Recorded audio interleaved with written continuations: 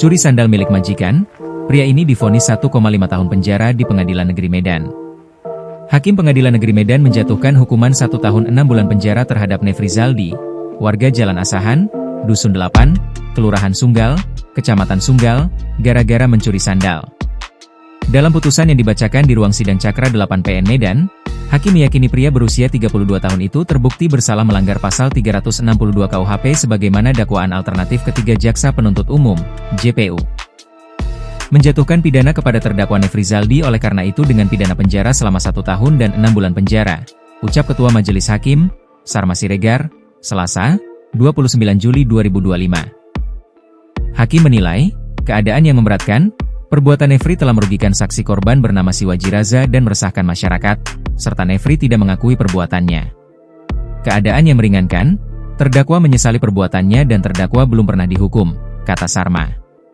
Atas putusan tersebut, Nefri dan JPU pada Kejaksaan Negeri Medan, Aprilda Yanti Huta Suhut, sama-sama menyatakan menerima.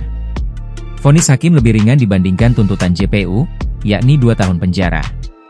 Menurut dakwaan, kasus pencurian ini terjadi awalnya Nefri yang bekerja di rumah Siwaji mendatangi rumah Siwaji di Komplek Griatur Indah di Jalan Krisa nomor 41 Blok C Kelurahan Helvetia Timur, Kecamatan Medan Helvetia, pada Sabtu, 28 Desember 2024, sekitar pukul 12.30 waktu Indonesia Barat.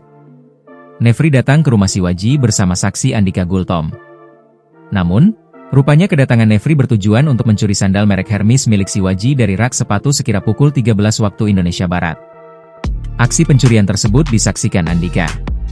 Setelah mengambil sandal, Nefri meminta Andika untuk mengantarkannya ke daerah Jalan Gaperta, Kecamatan Medan Helvetia. Permintaan itu pun dikabulkan Andika Gultom. 3 hari kemudian, saksi Andika memberitahu saksi Rafindra yang sempat menyampaikan bahwa sandal milik korban hilang dan ia melihat Nefri mengambil sandal dari rumah korban.